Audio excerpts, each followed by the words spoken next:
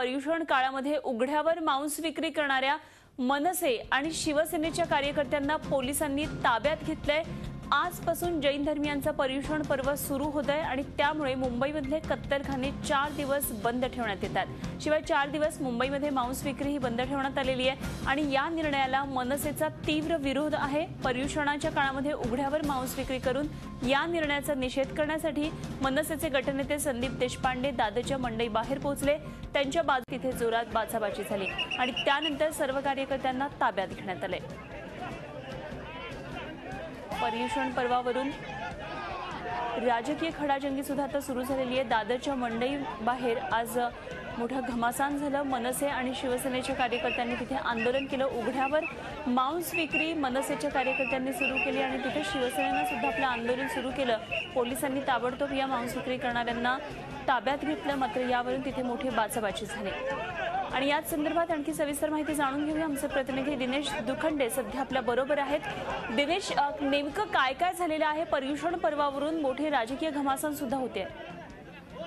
नक्कीच अनुपमा, पर्युषण काळामध्ये मांस विक्री बंदीचा निर्णय मुंबई महापालिकेने घेतलेला आहे। तसा हा निर्णय जुनाच आहे आणि 4 दिवस मुंबईमध्ये या काळामध्ये मांस विक्री बंद राहणार आहे।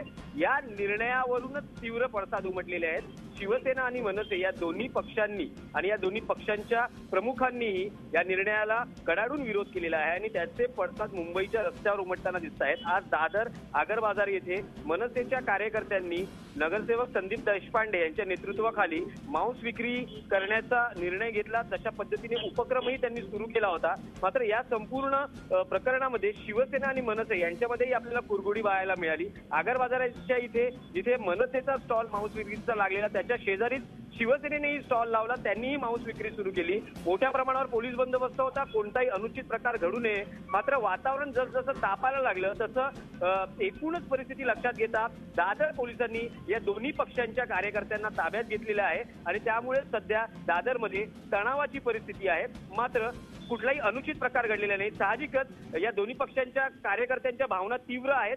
आहारावरून लाड नको अशी भूमिका मनसे अध्यक्ष राज ठाकरे यांनी घेतलेली आहे। त्यांनी या निर्णयाला कडाडून विरोध केलेला आहे। उद्धव ठाकरे यांनी तेच सांगितलेलं आहे की मुंबईमध्ये मांस विक्री सुरू राहणार। एकूणच या प्रकरणावर दोन्ही पक्षांच्या भावना तीव्र आहेत आणि मात्र सामान्य नागरिकांकडून मुद्दा असा उपस्थित होतोय की महागाई गगनाला भिडते आहे।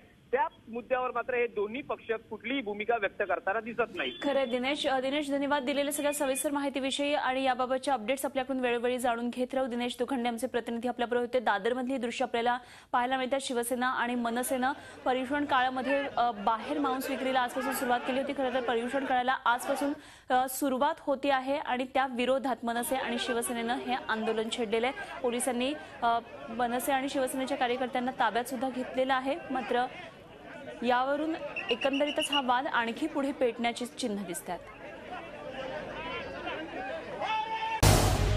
झी 24 तास रहा एक पाऊल पुढे।